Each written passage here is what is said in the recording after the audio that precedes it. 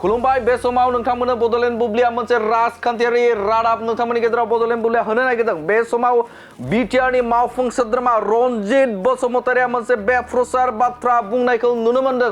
नंगौ, बे समाव एमपि बिसायख'थि बायखांनायनि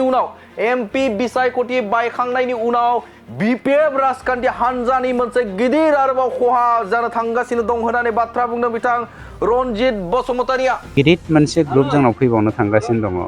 बे ग्रुपआ जादों जोंना मानव गेदेर दिनैनि बिपिएफनि एमपि बिजाथि खाम्फा बरगयारिनि दैदेननायाव नैबे बिथाङा केम्पेइनखौ गुबुन गुबुन जायगायाव खालामनो नागारना दा नैबे 14 नं चिरांदुवार ब्लकनि सिङावल' खालामगासिनो दं। बिनि गुबै जाहोनानो जादों एमपि इलेक्सननि उनाव गावजों थाफानाय आगसि आगदा जेसेबां बिपिएफफोर दङ इउपिपिएल दोलोआव दिनै जोंनियाव 25,000निख्रुइबो बांसिन जोंनाव दा सोद्रोमा दं। बिथांजों लोगोसे 18,000 दङमोन, गायै गायै दा बिथांजों लोगोसे 13,000सो बिपिएफ दङ। बेखौ लानानै बिथाङा मानव गेदेर प्रमद बर'जों सरजाबफैनानै इउपिपिएल जानायनि लामायाव सिङाव सोलिगासिनो दङ। गतिके केम्पेइना बेसो। बिथाङा बुंदों बे समाव खाम्फा बरगयारिया फैगौ एमपि बिसायख'थियाव बिथाङा जेनगोन आरो जेनखांनायनि उनावनो बिथाङा इउपिपिएलआव जगदान जागोन होननानै बाथ्रा बुंनायखौ नुनो मोनदों। आरो बिथाङा बुंदों जे 14 चिरांदुवार बियाबाव बे समाव खाम्फा बरगयारिया बे समाव बिथाङा केम्पेइन खालामबाय थादों। बिथाङा बे समाव जइन खालामबाय थादों गावनि जे सोद्रोमाफोरखौ बिपिएफनि जे सोद्रोमाफोरखौ बे समाव जगदान बिथाङा खालामबाय थादों होननानै बाथ्रा बुंदों बिथां रनजित बसुमतारिया।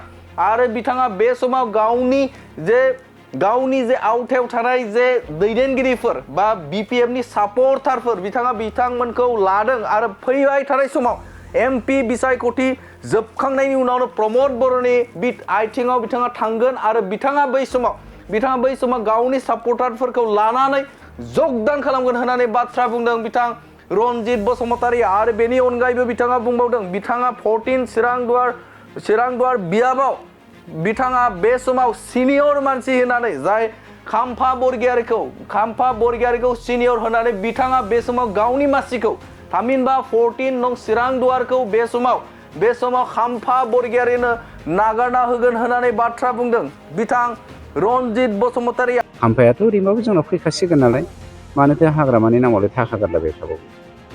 ओरैनोबाबो फैखासिगोन। 12-13 हाजार जा बिपिएफ सापर्टार दङ जयै लानानै फैदो।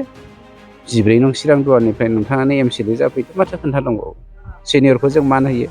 बिथाङा आंनि सिनियर, आं हगारना होगोन, बे जेबो बुंनांगौ खोथा गैया।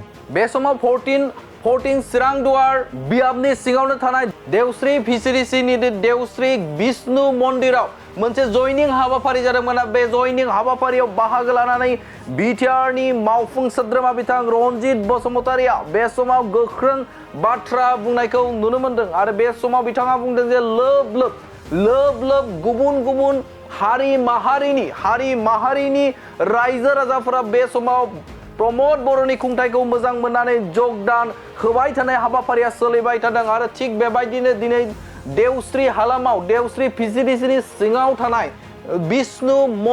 देवस्रि विष्णु मन्दिरनि लांगोनायाव 37 जन जे न'खर, बे न'खरा इउपिपिएलआव जगदान जानाय हाबाफारियाव बाहागो लानाय बेफोर गोख्रों बाथ्राखौ बुंनायखौ नुनो मोनदों।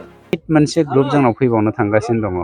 बे ग्रुपआ जादों जोंना मानव गेदेर दिनैनि बिपिएफनि एमपि बिजाथि खाम्फा बरगयारिनि दैदेननायाव नैबे बिथाङा केम्पेइनखौ गुबुन गुबुन जायगायाव खालामनो नागारना दा नैबे 14 नं चिरांदुवार ब्लकनि सिङावल' खालामगासिनो दं। बिनि गुबै जाहोनानो जादों एमपि इलेक्सननि उनाव गावजों थाफानाय आगसि आगदा जेसेबां बिपिएफफोर दङ इउपिपिएल दोलोआव दिनै जोंनियाव 25,000निख्रुइबो बांसिन जोंनाव दा सोद्रोमा दं।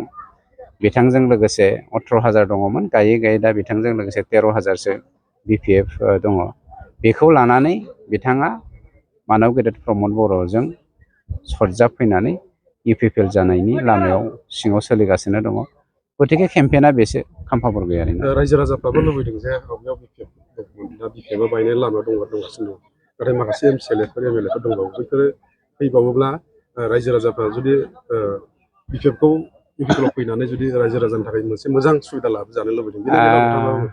गुबै थांखियानो जादों हाग्रामा बिथांनि जि हारिखौ बोखावनाय खान्थि बे खान्थिखौ साफ्रोमबो बर'आ लुबैयाखै।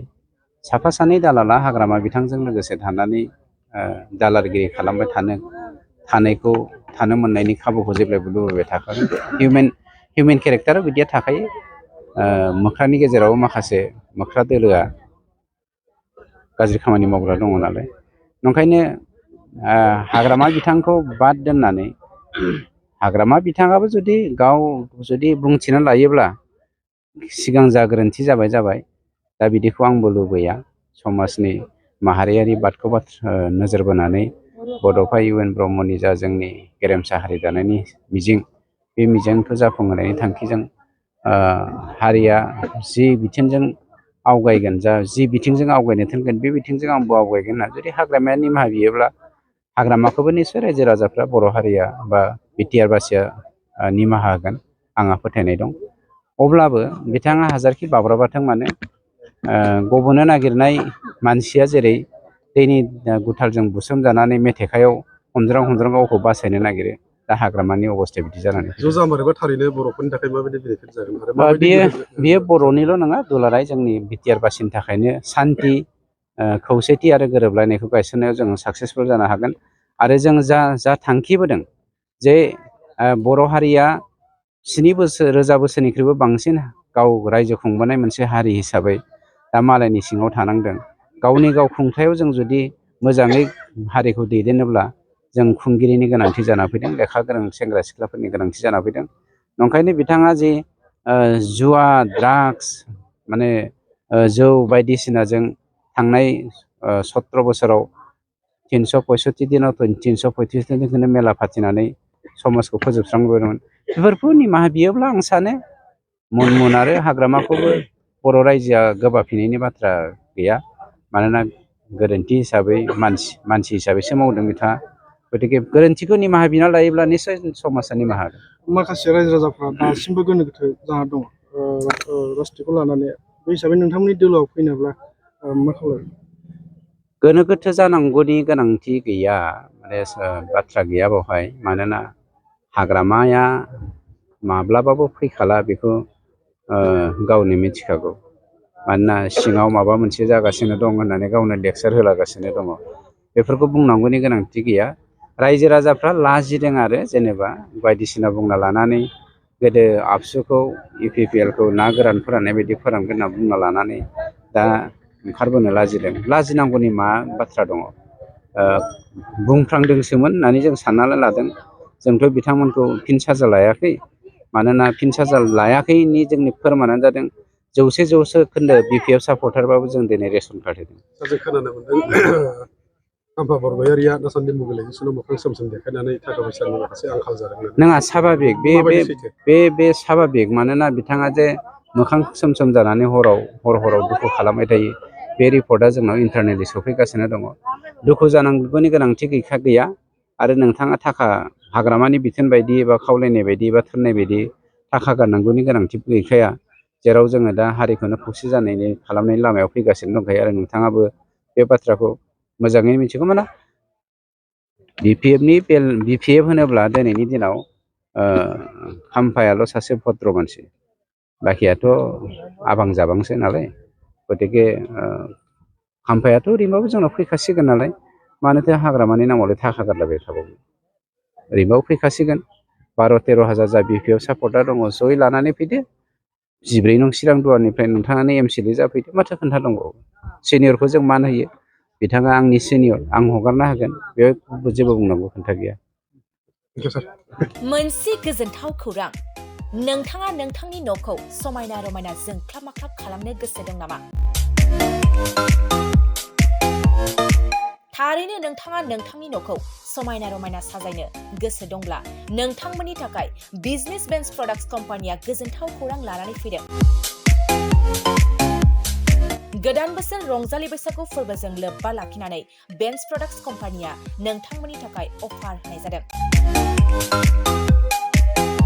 चिरां जिल्ला बेंटल गेट 27 राजा लामानि एबा सिबिथाय लामानि साखाथियाव नोंथांनि न'खौ समायना रमायना खालामनो गोसो जानाय रायजो राजाफोरनि थाखाय बिजनेस बेन्स प्रडाक्ट्सआ लानानै फैदों गोजोनथाव खौरां। पलिग्रेनाइट, WPC एबा PVC, wooden flooring, wallpaper, steel roofing, soffit ceiling बायदि गाबनि न' साजायग्रा खम बेसेनावनो नोंथांमोना बायनानै लांफैनो हागोन। बेनि अनगायैबो नोंथाङा गोबां बाथ्रा मिथिनो थाखाय नैबे 8474015053 जानबुं नम्बरनि गेजेरजों नोंथाङा फन खालामनानै मिथिनो हागोन।